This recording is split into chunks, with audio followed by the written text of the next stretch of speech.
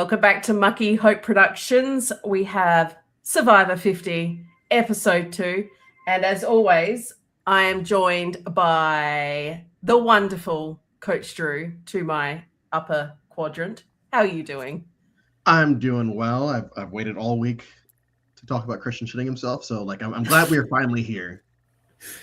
I think it's the big stuff about this episode, really. It's the important stuff. Wouldn't you say, Jake? Yeah, I mean, I knew that we would have a really, really important discussion coming up this week about what occurred with Christian in his pants because it needs to be talked about. It needs to be talked about. Thank you for joining us again, Jake. How are you this week? Of course, I'm doing great, and I'm doing even better now that I get to talk about Survivor.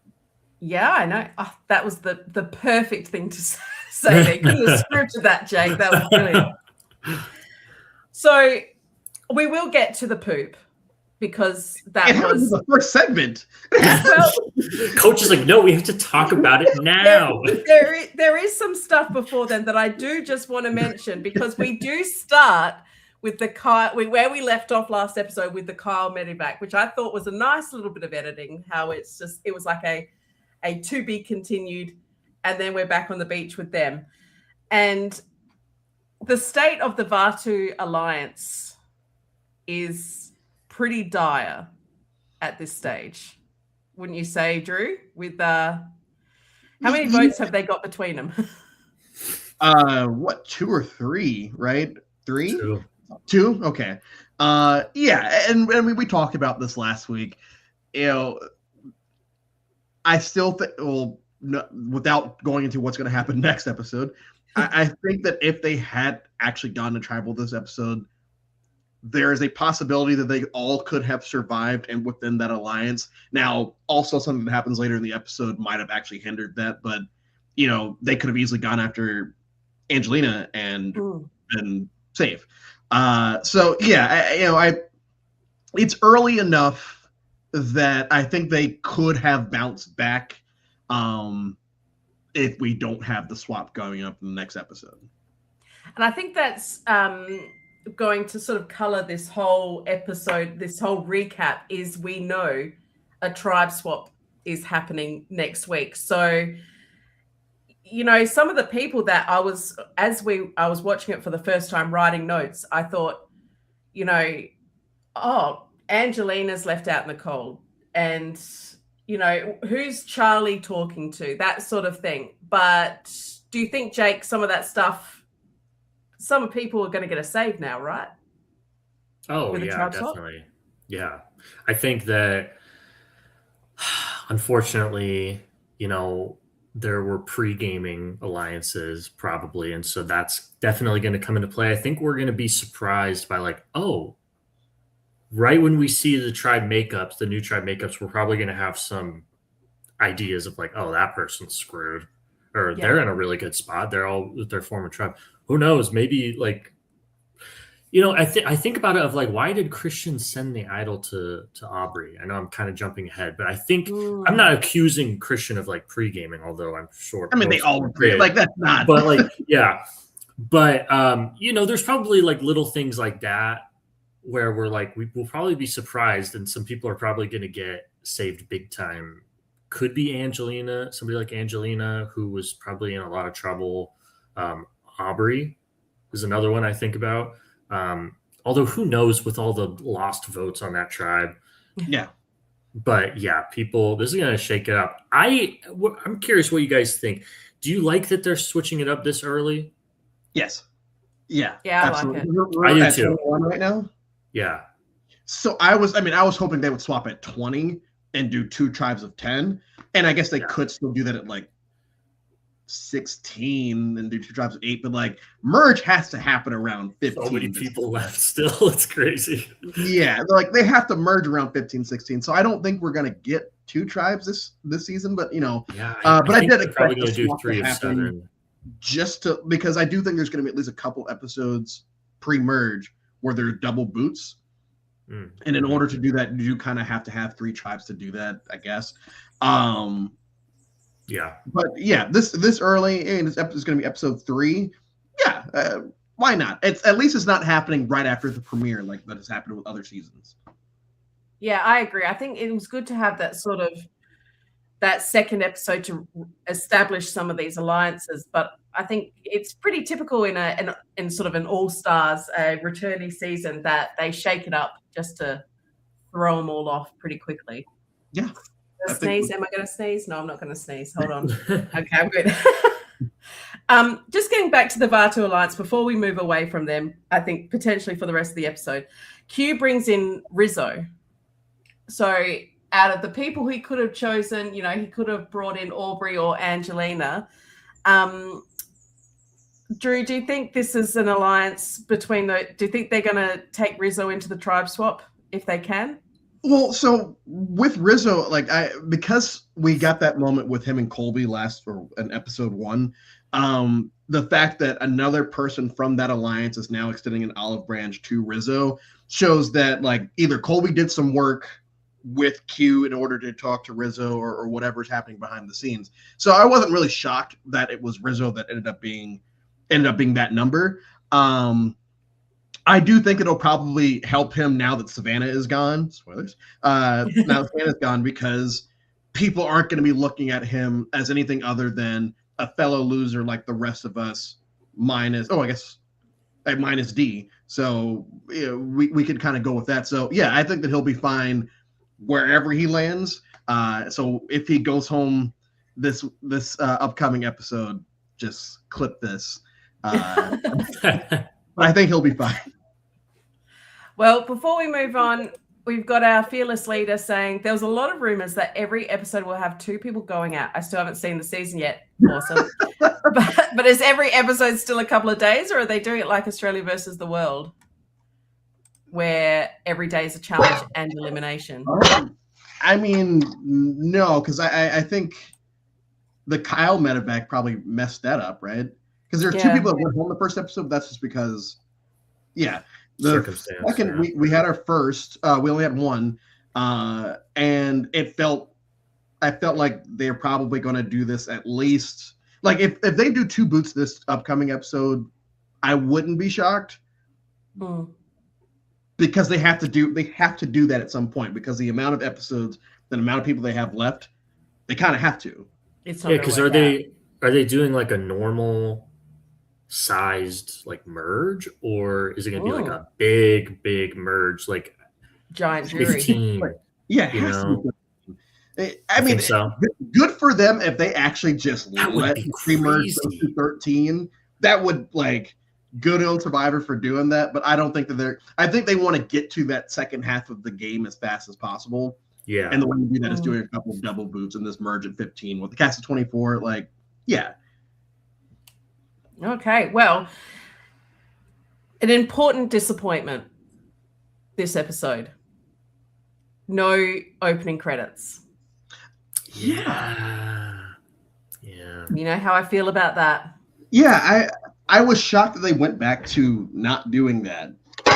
Hopefully it's just a one-off, but I doubt it's going to be. I'm going to assume. I feel normally, I remember when they got rid of it the first time, there was an announcement made by I don't know, Dalton Ross, if you guys know him. Yeah. He usually hears about, or Mike Bloom or something will write an article about how it's going away.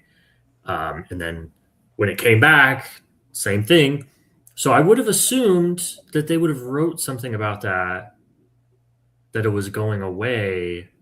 I didn't see anything. What's up? What's up, guys? Let's just hope. Yeah, let's hope that it was a one-off thing. Hopefully. But usually when it's been, I know there are seasons where an episode won't have it and stuff, but usually the second episode, they do have it just to establish it. Because I want to see Jenna and I want to see Kyle in it. I want to see the whole crew. And now if it's episode 3, and then we won't be like, oh yeah, Jenna went ages ago. Anyway, well, I'm shitty.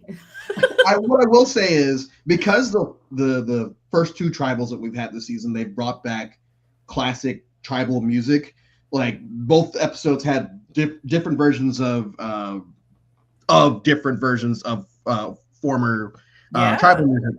what I kind of hope happens is when the jury phase starts, they do what they did like in the early seasons where it's like, hey, these are the people on the jury now, and these are the people left in the game. Because it does feel like they keep trying to throw back. Like when they showed the scene with Jenna and her first tribal, it does seem we're going to get a lot of that this season. So I think that would be a fun little nostalgia thing. But oh my gosh, if I don't know if I'm going to be okay with the season if they don't have any opening credits at all. I don't know if I'm going to. Oh my gosh, that might be my I never watch again. I never watch Survivor again. They don't bring back the credits. Especially they did do it. They did bring it back at least for the finale in Winners at War.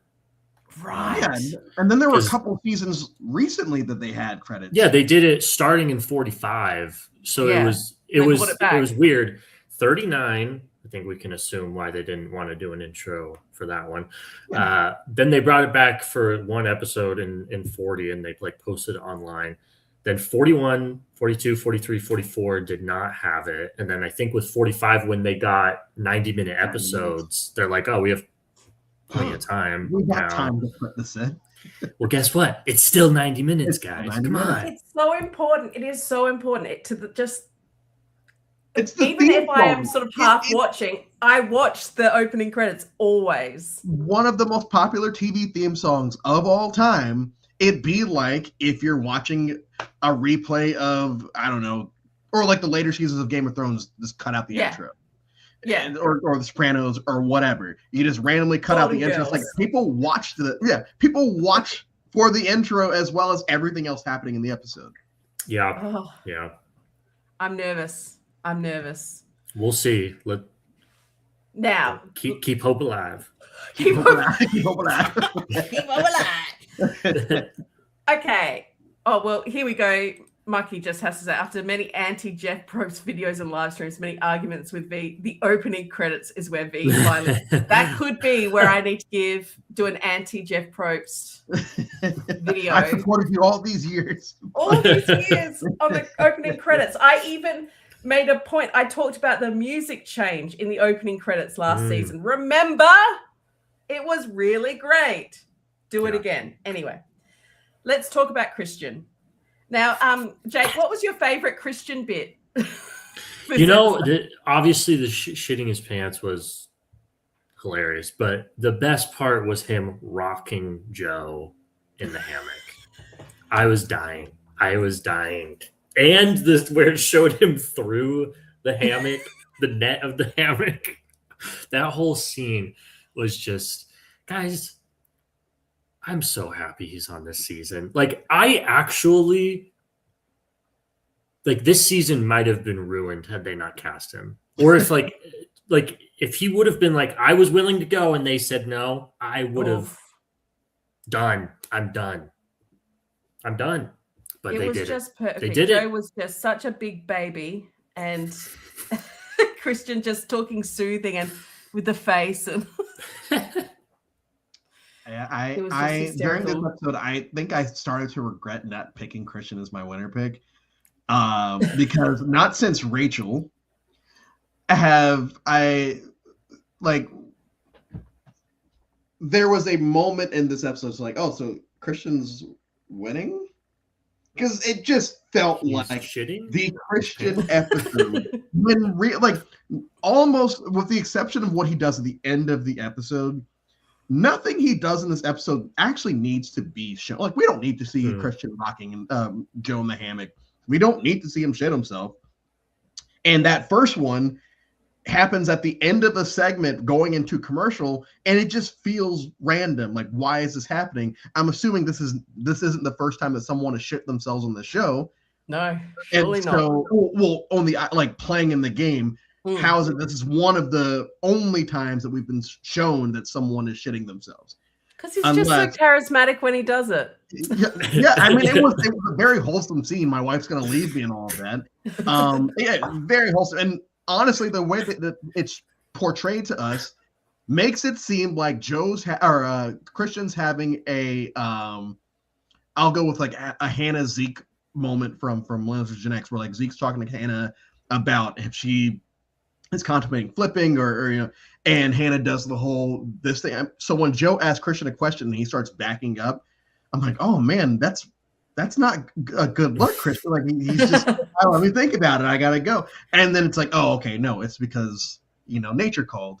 No, nature burst through the door. Yeah, and kicked down the door. I loved that scene. My favorite scene is what happens at the end of the episode, which I know we'll get to. But him with Joe in the hammock.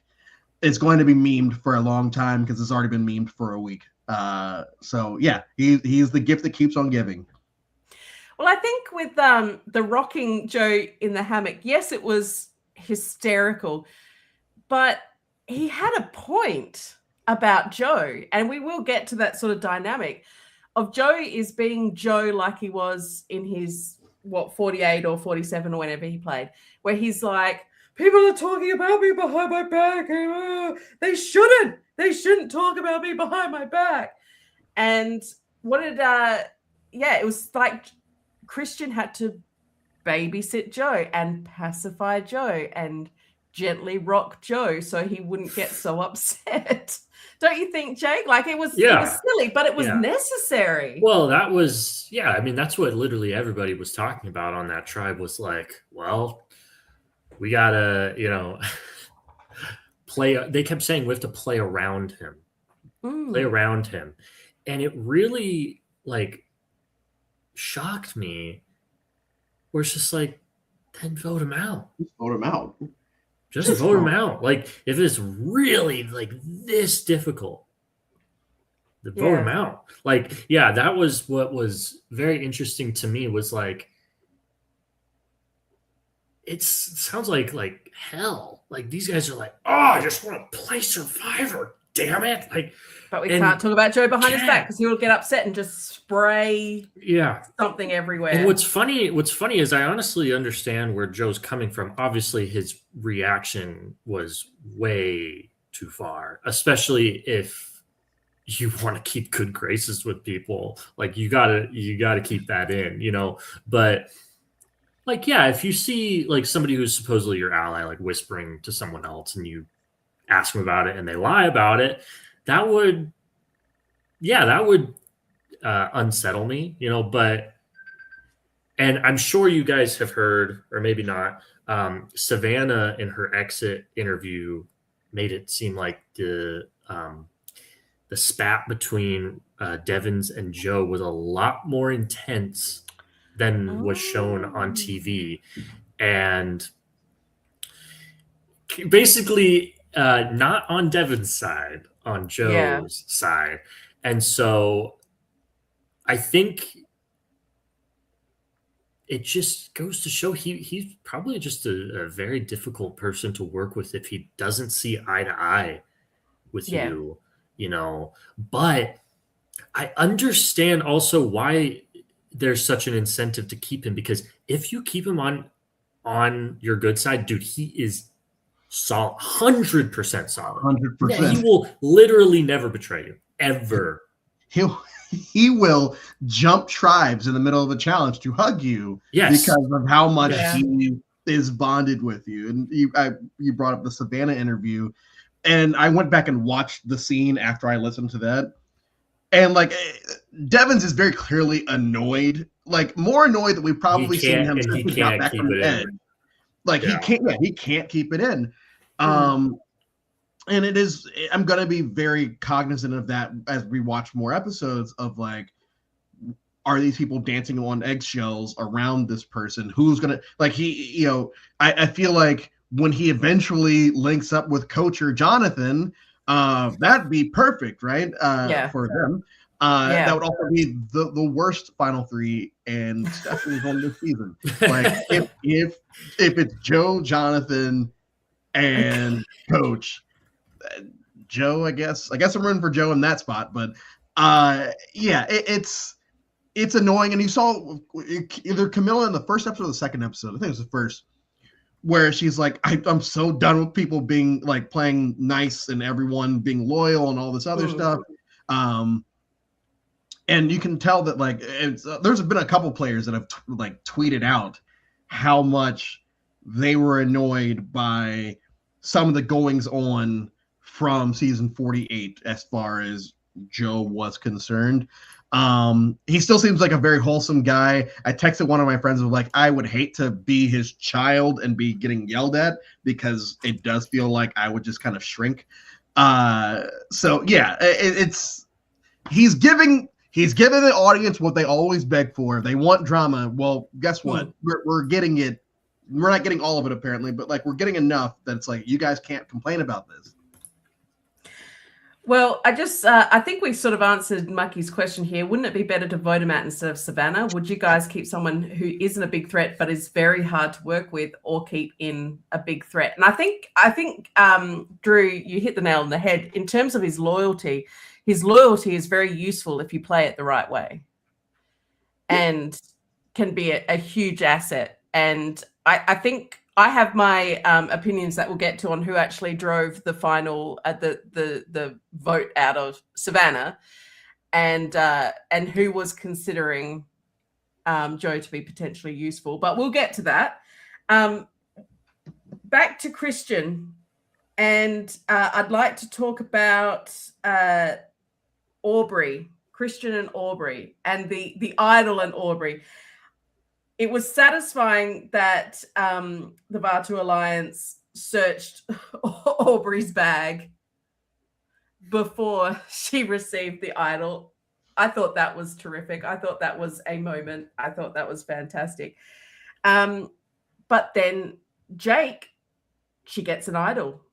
She gets the Billie Eilish boomerang idol. So Genevieve was right. But just a little early. Man, Genevieve, how unlucky, right? I mean, loses her closest ally because he ruptured his Achilles, and now had the right idea, but too early. Or do you guys think that this was a little bit of editing manipulation? That this was after, and then she just happened to hide it somewhere? I thought about that too, and I don't like. I agree that it could be like, because that thought really went through my mind, but I think I settled on what I hoped happened, and what I hoped happened is how it played out in the episode, because that would be kind of like, okay, they did actually have the right idea, and you just changed the order of the scenes. But I will say that I do believe that it happened the way it's played out in the episode. Well, I think at the very least, even if production removed the idol out of Aubrey's bag or something like that, I do believe that Genevieve came up with the idea on her own, potentially, because not only was she concerned about Aubrey protecting her bag or whatever that she viewed that as, Genevieve clocked that there could be an idol that people don't need to search for.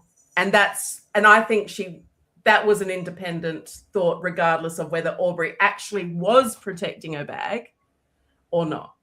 Mm-hmm. Right. Yeah. Yeah. Also, can we talk about how hilarious the scene was when Christian found the idol? He was like, I can't even remember what he was talking about. It was like he was ranting about something, and then he's just like, wait, what? Oh my gosh. It was cool.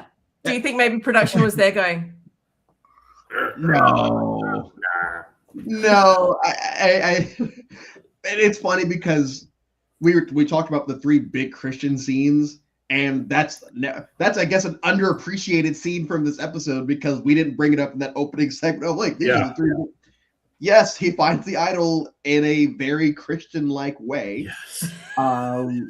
And the entire time I'm like, just don't send it to these people. And Aubrey was on the list. But like, whatever. I guess that's fine, because the swap happened. Because my biggest fear is, because Aubrey and Genevieve are going after each other, my biggest fear is Genevieve getting idled out. So now that the swap is they're about to swap. Well, yeah. I guess I'm less worried, but there is still bad possibilities. Well, I will say I have the swap tribes actually pulled up right now. Oh, well, we better not spoil it. Oh no, they're everywhere. Oh no, yeah, they're in the trailer. They have them. They showed it. They showed it in the next time on. So we know who's going to what tribe. Yes. That's usually how it is whenever there's a swap. Usually Dude, it's in the next. I don't know if I want to know because I don't know. If you don't want to know, that's fine. I won't bring it up. But yeah, maybe let's save it because somehow it didn't show on when it was the trailer for next season. I think it pans like really quickly. Like it's like for like 1 second and then it moves on. But because the internet exists, everyone's already like taking screenshot. Yeah. I'm always the last to know these things. Let's leave it for a surprise. You guys can have that in the context of your discussion. Sure. But but anyway, I also I'd like to just mention the Devons. She's one of my favorites. He's never listened to Billie Eilish a day in his life. You can tell. Yeah. But that was something Billie Eilish. Yeah, one of my favorites. But I'd love to get both of you guys. There was the question that they didn't really put a firm answer on. Why did Christian send Aubrey the idol? He discussed a show of good faith that we can work together, a mark so the idol comes back to him. Where do you think he landed?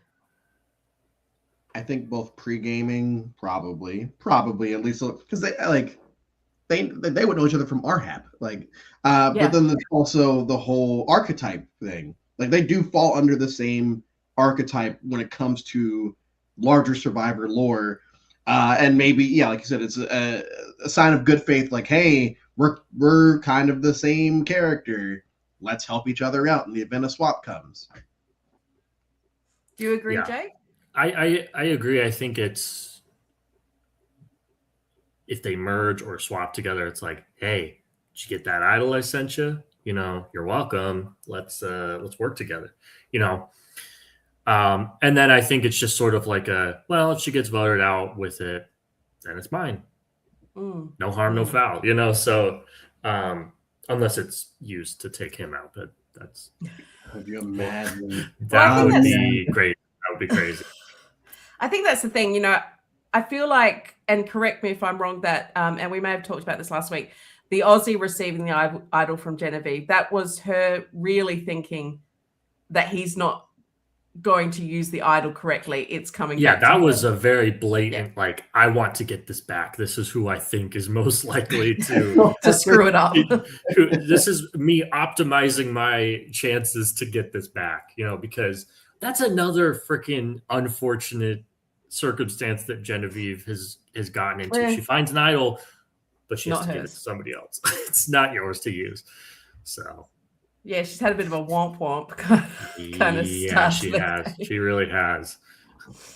Okay, well, let's go to the first challenge, the reward, and how sad it was to see Camilla notice that Kyle was gone. As soon as he said that, and Camilla's like, oh, I was like, no, Camilla.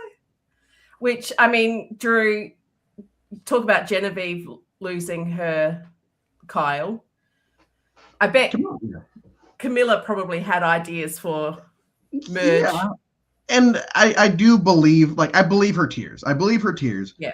But obviously internally I'm thinking, oh, she's probably at least somewhat happy because she understands now she's less threatening in more people's eyes because Kyle is now gone. I believe that she was sad to see her friend gone because it sucks to see your friends go, especially in the manner, and they straight up say, oh yeah, Kyle messed up his Achilles.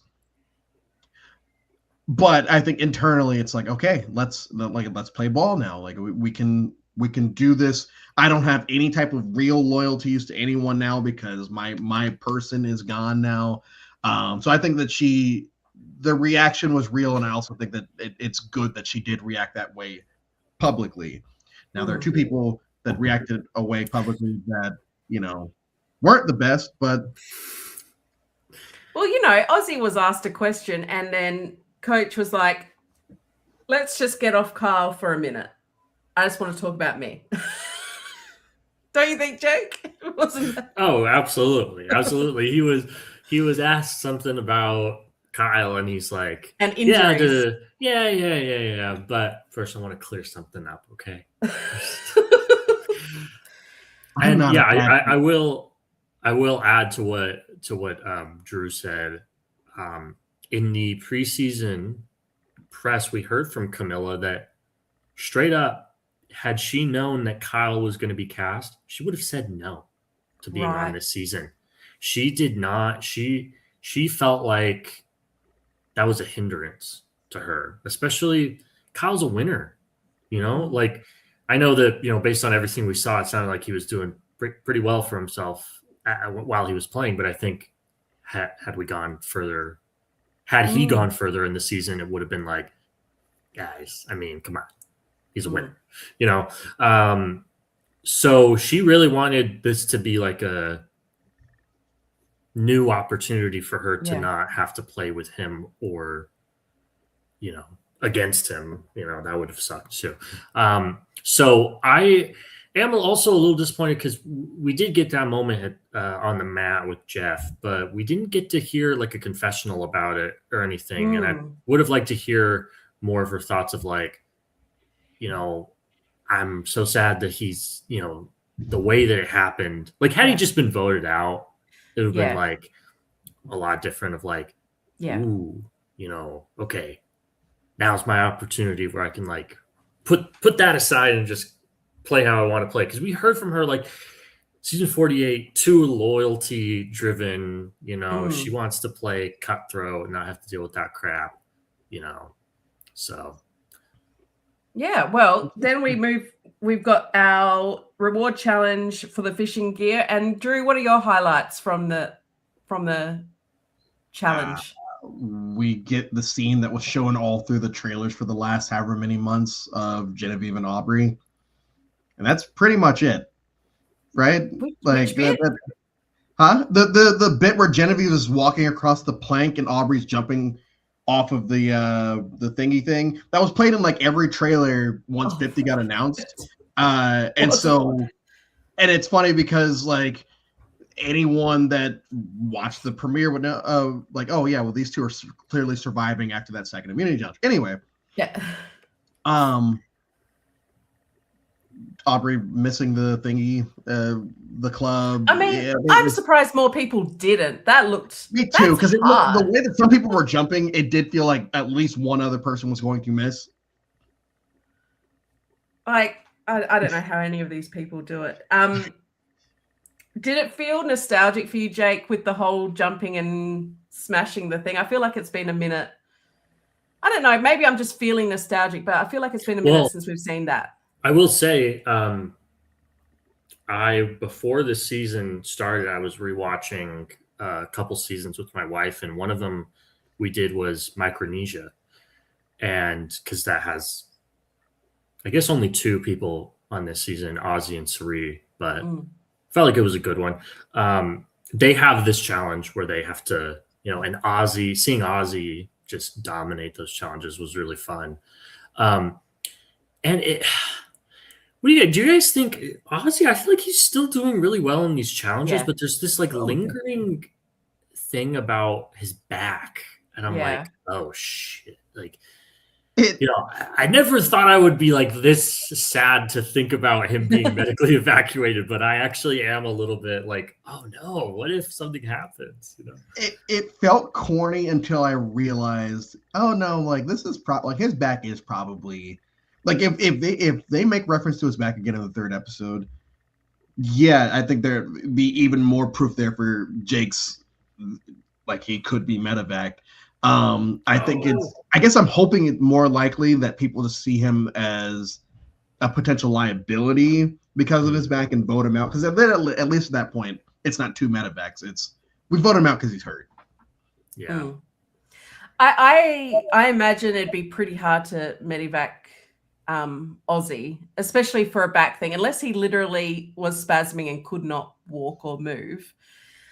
A dicky back, just I can imagine that's something that he could spend a couple of hours lying flat on the beach and then get up and sort of be all right. That sort of thing. That's the sense I got from it, of like, it's his age, how if you're a very, very active person like he is, you're going to get to your 40s and have some back problems. That's just the reality like of the skeleton we're given. Yeah. So hopefully he could just lie flat on his back for a second and get up and be fine. He's but not gonna, Coach he's not did. going to have the safety swimmers to. Yeah. Oh, bless Coach. Look, you know what? I the thing that I was watching it with my husband, and I was like, oh yeah, it's because he's like in his late 50s or something. I didn't realize he was like only early 50s, and that's only about a decade older than me. And I'm sitting here going, Coach is so old, and I'm like, oh, but you know, that's the reality. Like, these incredibly fit people are gonna have some injuries, and when you're not eating or drinking nearly enough, you're gonna have your muscles complaining. How are you not out there just like constantly jugging water? I guess that's like, for me, who lives in Phoenix, Arizona, I'm very like, they pound it into our heads like, you need to be drinking water as often as possible, or you could literally die by walking outside. So I guess it's like very drilled into my head to like, drinking water is like really, really important. A good thing. Like, in fact, essential to living. But I just find it like crazy that you could be that dehydrated out there, that you're cramping. I guess it's not just the water, it's also the salts and all that stuff. And I think it comes down to the food. True. You can pound electrolytes water and stuff. Yeah, but if it's just plain water without any they're not drinking Gatorade or anything like that, you know, and then your food is just a little bit of coconut, like, I think it's just the signs of being malnourished, like that sort of short-term malnourishment. That's true. And if he could just have a sandwich, he'd probably feel a heck of a lot better, which probably will be a reward at some point. But they haven't had food as a reward yet. They've got the fishing gear, but, you know. We do know that Coach just likes to starve himself just for kicks, shits, and giggles. He loves a fast. We didn't get Exile back this episode. I'm really hoping it's not one-off. I'm really hoping it's not one-off. That's true. And I didn't write it down, but that would be a strange choice, in my opinion. That would be a strange choice to just do. We didn't get a journey. First episode. Yeah, we didn't get a journey. We had 2 journeys last episode. No journey this episode. Potentially that journey, I don't know, was maybe that meant for this episode. Like, and then Kyle got, I don't know, but it was always meant to be a 3-hour premiere. I don't know. So that might be maybe it's a journey thing. I definitely agree with Drew that I want them to keep Exile. Yeah. I think that'd be a fabulous, and again, nostalgic as well, bringing back those sort of nostalgic things. So Sela won the fishing gear, and then we get to that fishing sequence, and we do have a Jonathan moment where he is finding that he has a very strong connection with Coach. And Drew, you mentioned this, like going to the end, it was Jonathan and Coach. But Jake, do you think this alliance is something that could make it to merge if they both make it to merge? Yeah, I do. Just add Joe to it. Yeah. Oh my gosh. I'm not going to say who, but I will say Joe does end up with one of those 2 people on the swap. There you go. So sorry, Drew. They're not all on. Like, I've already looked at it, and I'm like, yeah, that's exactly what's going to happen. Like, I'm not. Come on, we know what's going to happen here, especially based off what just happened in this episode.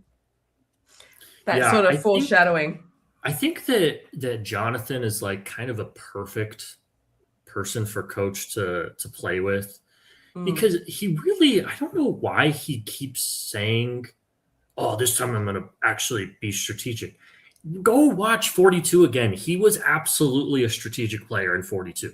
He was. He was driving a lot of those votes. I'm not saying he was like the greatest player in the world or anything, but it's not like he was just like, duh, I just do challenges. You know, like, no, he was in those discussions, like thinking about the strategy. So but he has this vibe about him where you just kind of forget that. Like, people don't think of him that way as a strategic player.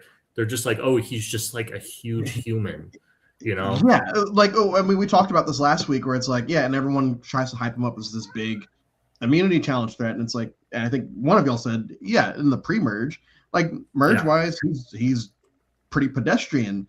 You know, I think he was tied with Lindsay in that season. So yeah, they're looking at the wrong things, and I mean that is bias because the dude is huge, and you're not going to assume that Lenny from Mice and Men actually, you know, is George.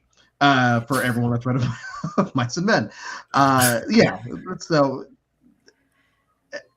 once again, if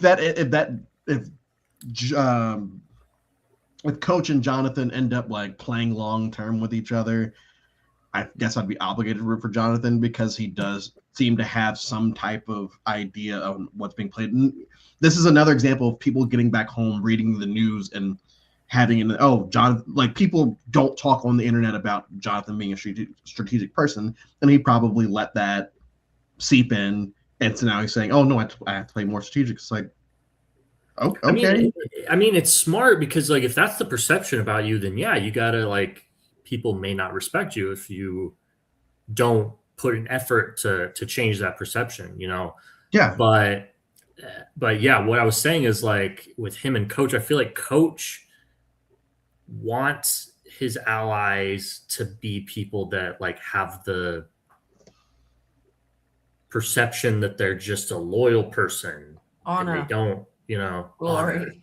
And it's like, Jonathan didn't really play that way. You know, if anything, Joe did, you know, but Jonathan, no, he lied, he backstabbed, whatever. So, all the cool Survivor stuff. What do you think Jonathan thinks he means when he says he's finally going to start to play strategically? What do you think he's getting at? You know, I really don't know, honestly. Is it that he's going to latch onto one person and be fiercely loyal?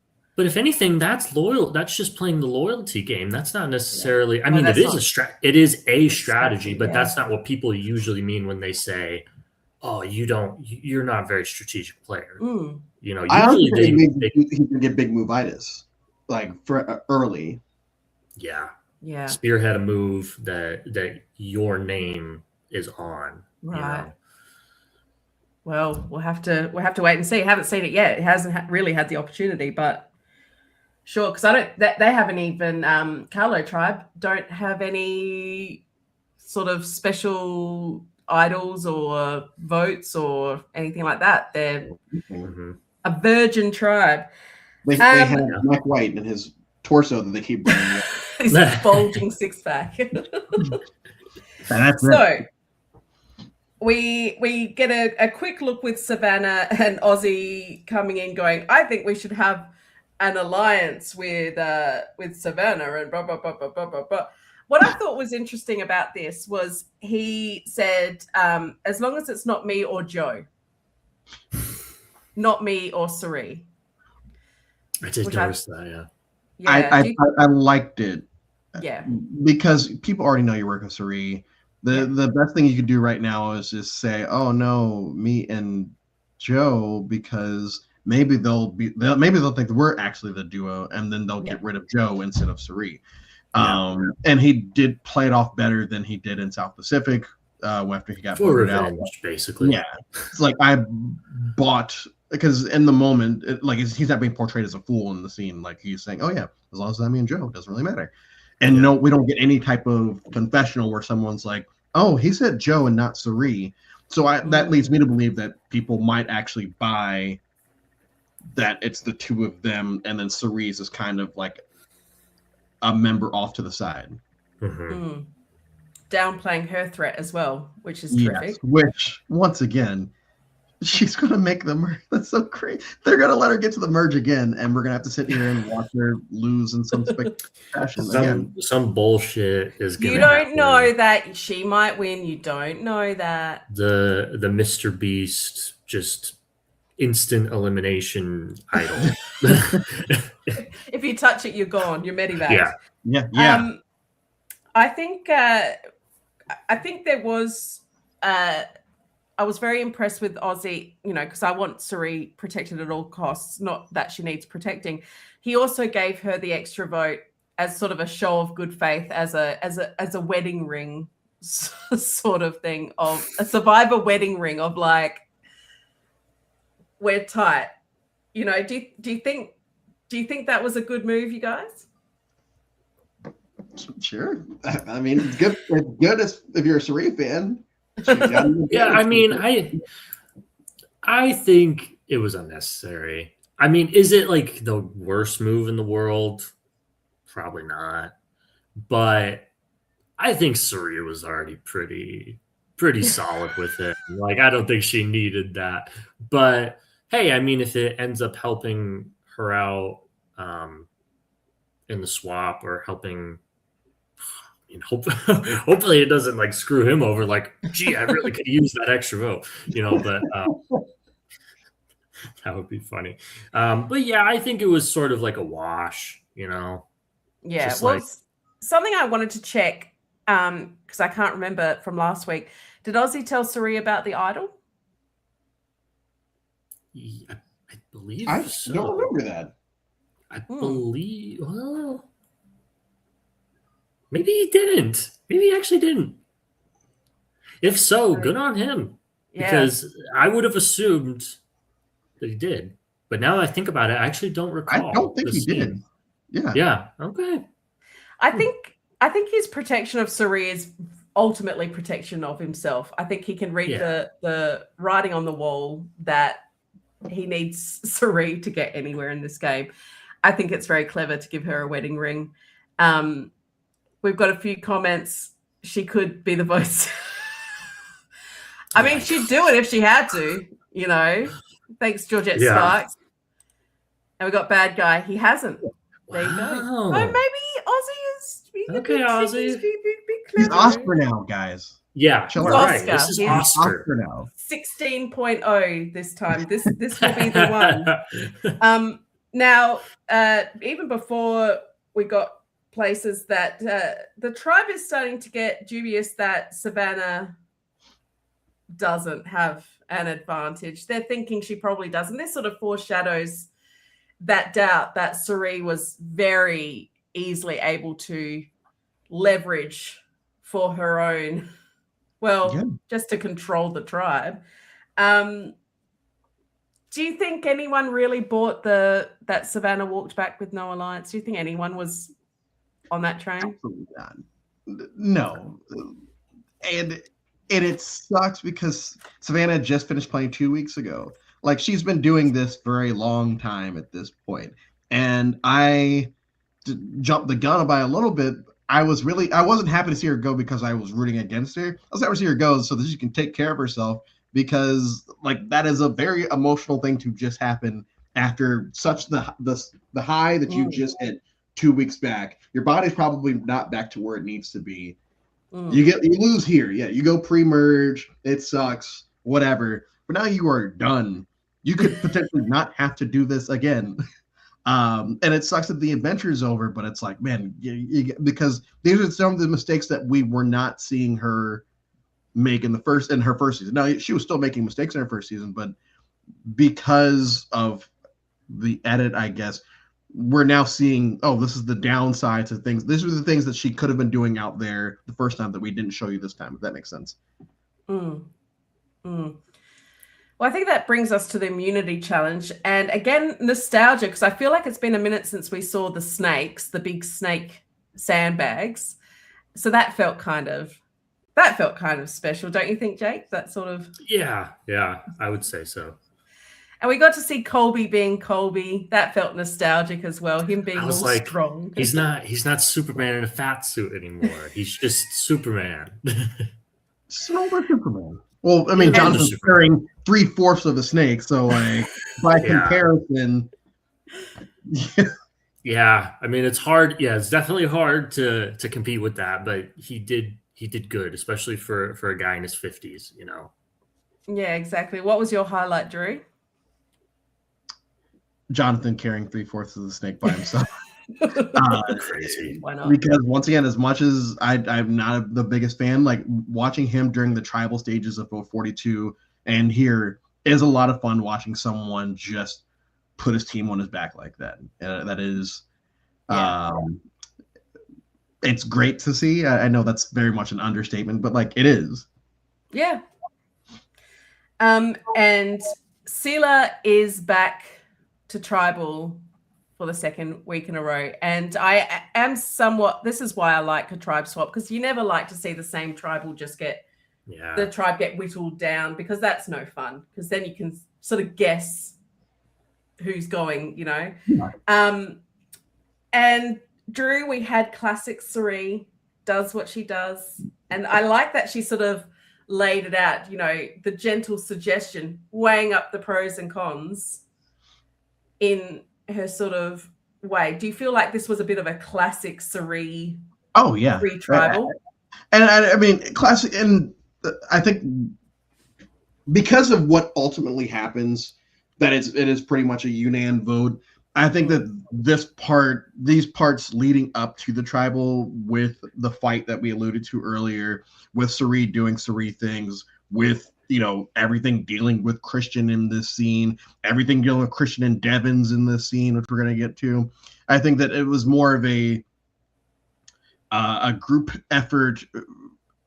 A group effort to make this segment really good, if that makes sense. Yeah, it's old Suri, it's fighting, it's Christian and like it's all of this combined to make this probably the first or second best segment of the entire episode. Because especially when we get to tribal, like it's pretty whatever until after the votes are read and Savannah is gone. What happens at the end there? But which we'll definitely get to. Yeah, but I think that Suri played a big part in this segment of the episode. So Jake, on the chopping block, the names being thrown at: Savannah, Ozzy, Joe, Devons. At any point, did you feel strongly towards one of the other ones? I personally didn't really get a strong Savannah target necessarily just before they walked into tribal. I actually thought Ozzy might be more of a target. What did you think, Jake? Yeah, that's kind of how I was feeling. It felt like until Savannah started kind of having her sort of swan song or whatever, I was like, this is probably where she leaves. You know, like this is her last hurrah. You know, but yeah, before that, I thought it could be Joe. Yeah. I was like, because I mean, if it were me, I'd definitely be considering it, you know, like. But now they kept him, and now I don't know. I feel like that was a mistake. I feel like it's going to come back to bite him in one way or another. Oh, absolutely. Yeah. So, do you think Joe would have been? Imagine the tribe swap didn't happen, which they don't know it was definitely going to happen. So yeah, imagine next week is that tribe and there's no swap. Would they have been better off getting rid of Joe instead of Savannah? Especially if they had to go to tribal again? Yeah, probably. But I think the biggest thing too is like, and I guess there's no way to like for them to have known this because they didn't get to see 49. But like Savannah even says this, like she played a loyal game in 49. Like she never turned on her allies once.